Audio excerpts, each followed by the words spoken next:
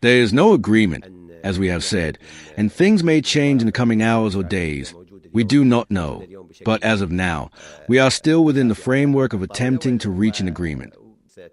What matters to us now is a return to negotiations, and until we reach that point, certain things must happen on the ground, the first and most important of which, of course, is a return to the ceasefire and ensuring that ships are not attacked in freedom of navigation in the Strait of Hormuz. Today we stand before a historic phase. The commitments that the Israeli side was required to implement are now fundamentally on the table, and it is clear before the international community who is obstructing the implementation of the agreement on the ground. The agreement related to President Trump's plan, reaching the second phase, and President Trump's declaration of support for this step through the post he published in recent days, now places full responsibility on the Israeli side. However, instead of that, what we have witnessed in recent days, the escalation, the targeting of civilians in this manner, and the death of more than 30 martyrs as a result of these ongoing assaults, is nothing but an attempt at escalation, as we have seen at every stage when breakthroughs in negotiations were imminent, by seeking to obstruct the implementation of the plan and impede reaching peaceful solutions regarding the conflict there.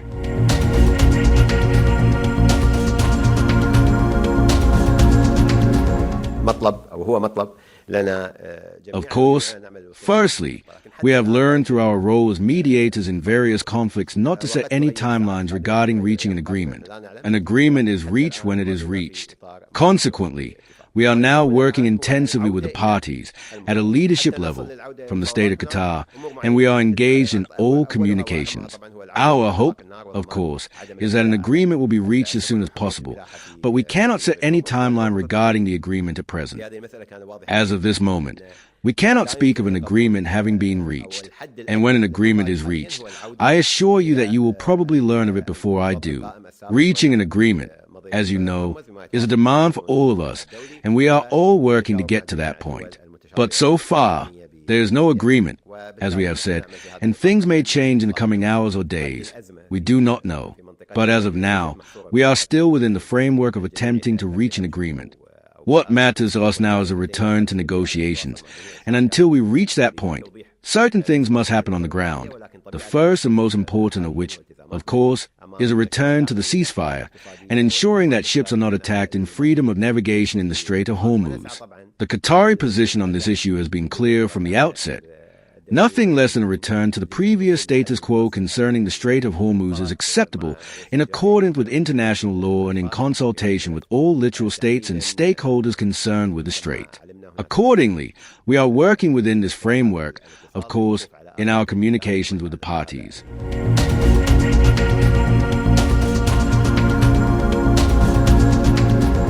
And we are working with all the parties. This crisis in our region is not confined to our region. As we always say, everyone is affected by it in one way or another. Therefore, we are very keen to communicate with all international partners to clarify not only the Qatari perspective, but also the nature of the current situation and our commitments to our partners in economic terms, as well as our diplomatic commitments to reach an agreement.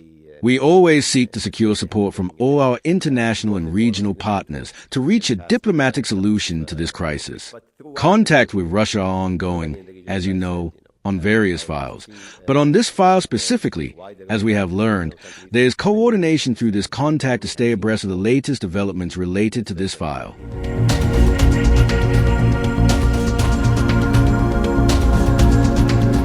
As you know, there are current efforts on the ground that are in very progressive stages, and we are working with all the parties to see this effort. So I can confirm that the efforts are ongoing as we speak.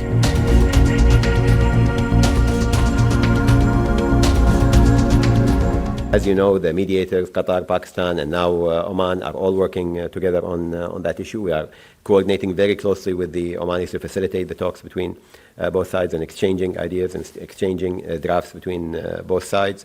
And we, of course, commend the Omani effort in aiding the mediation in this way. They have been taking a very important role and significant role in the past couple of weeks, but throughout the negotiations, everybody in the region, as I said, our GCC partners, wider than that in the regional countries, have been working on these efforts. efforts. You probably have seen the calls between the ministers and leaders in the region during the past 48 hours. All of that is within the same effort. So I think all of us are working collectively, and we, of course, commend everybody who's working to get a deal across.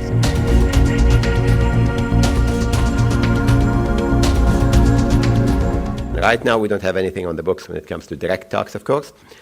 We are doing our job as mediators along with Oman and the other mediators and Pakistan and everybody in the region in exchanging ideas between parties. But we are hopeful that if we can get a resumption of the talks anytime soon, we'd be able to push forward towards a major deal that would help us walk back into a situation of peace in our region.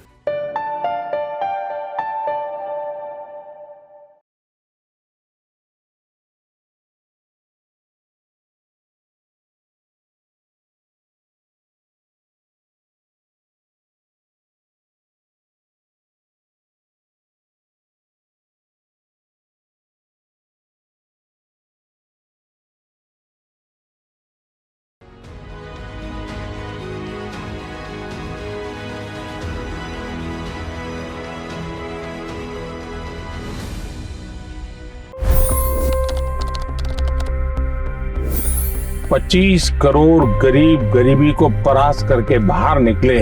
For the good of our nation, let's work together and let's truly make America great again. The fastest news breaks. Requested PM saying that look, you will have to speak to Putin and to Zelensky. The biggest newsmakers. The relationship with India is probably the most important bilateral relationship the U.S. will have for the rest of this century. The capital delivered quite an election result today. Expert analysis. The million-dollar question today is how to stop this dance of death. Ground reports. I'm standing at the crossroad of the Kumbh Mela. Behind me are more than 100 entry ghats.